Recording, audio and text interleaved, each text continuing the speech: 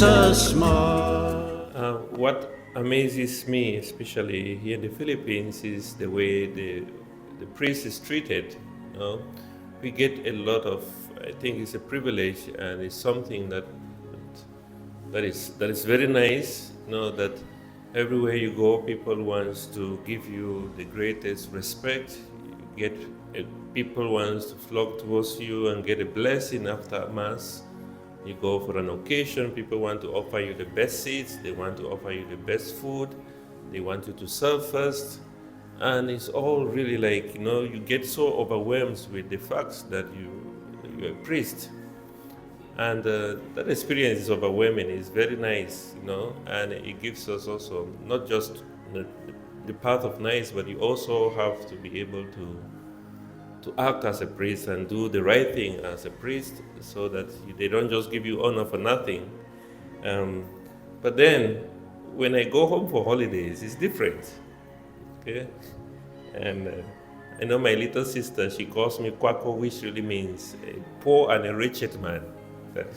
And whenever she calls me on phone, the first thing she says is Kwako, which means poor, wretched man. And when I go home, they call me Anto. Nobody cares. When they're going to the farm, they expect you to go with them. And out of a sudden, you can already experience that thing is taken away because people know you. They know you grew up with them. They know how stubborn you used to be when you were a kid. They know everything about you. So all that glorious treatment that you get in the Philippines is suddenly lost. Nobody really, people respect you, but okay, it's one of us, it's Tony, we know him very well. Yesterday in the gospel, we heard Jesus was in another town and thousands of crowds were flocking towards him. We know of the healing of this woman who had hemorrhage for 12 years, that she was struggling to touch Jesus. And even when she touched Jesus, Jesus said, "Who has touched me?" And the apostles got angry and said, "There are many people here around you. How can you be saying, who has touched me?" So there were crowds of people getting towards Jesus. They had faith in him. They were trying to touch him. They were trying to reach out to him. They were inviting him here and there. And then suddenly he goes home and everything changes. In fact, they reject him. They say, "Who is he? What does he think he is? Who does he think he is? He's the son of Mary. We know him.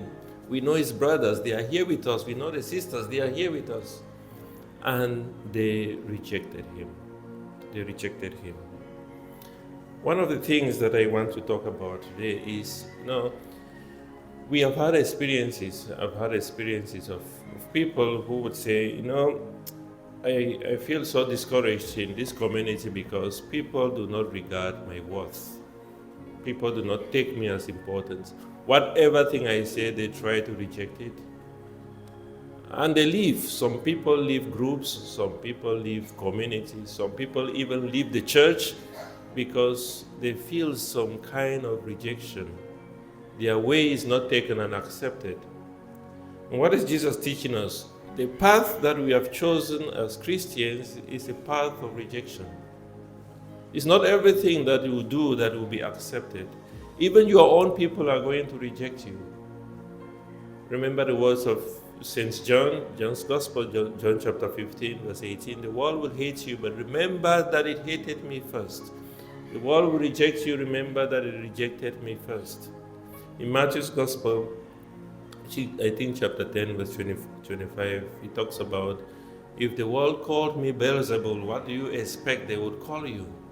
So it's not that we are going to say, okay, we remain Christians because everything is okay. Nobody talks against us. Everything is smooth. People want to hear our opinion. Our opinion counts. We want to be there at the top and never to come down. No. The path is a path of rejection. It's not everything that will be accepted. In fact, you feel persecuted at times by your own people. And how can you stand? It's yours to continue to look up to Jesus. The second thing that I want to talk about is that they always say familiarity breeds contempt. And when we become familiar with things, we can really take a lot of things for granted. In the book of Hebrews, chapter 13, it says that be very careful how you treat people, because there are people who have entertained angels without knowing. There are those people you might feel they're your enemies, you really dislike them, but maybe those people are the angels God has sent into your life. And at times we reject people and we feel, okay, we reject them because of the things that they do. We don't want to talk with them. We don't want to interact with them. They are very nasty. They are very annoying.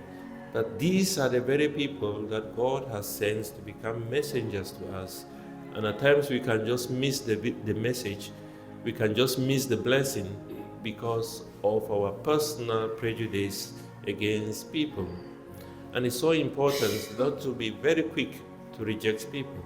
It's okay to be rejected, but don't be on that path of rejecting people or saying, no, I don't want to listen to them. I can't entertain them because they are there and I am here. They are up there, they are up there and I'm down there. We have nothing in common. No. We have to be able to see the Spirit of Christ in each and every one of us, even in your enemies. That's why Jesus says, love them, pray for them. And it's important that we must realize that God can walk straight even on crooked lines. God can reach out to you even in the least of your brothers and your sisters. God can reach out to you even through your enemy, the people that you feel are the worst of people. And it's important as well to remember, just like I said, please, even if it's going through, even if it is not easy, when in the community where you are serving, in the group where you are serving, and you feel so persecuted, don't feel it is an excuse to leave that group or to say, okay, I'm not going to belong to this now. We will be rejected, we will be persecuted, but when that happens, in Matthew's gospel it says, no, people will speak bad words against you, but rejoice because your name is written in heaven. When we get rejected, it is a sign that we are doing the right thing. And let us not leave because of what is happening, but let us learn to persevere, because it is in persevering that we will begin to recognize the Spirit of God even in that chaos. And we continue to ask God for that grace to remain always faithful to Him, even in the midst of difficulties. Kiss us, mother, kiss your children. Bring God's blessings from above. With your mantle blue enfold us in your gentle holy love. See the darkness dissipating, hear the trumpet echoing, Satan's rage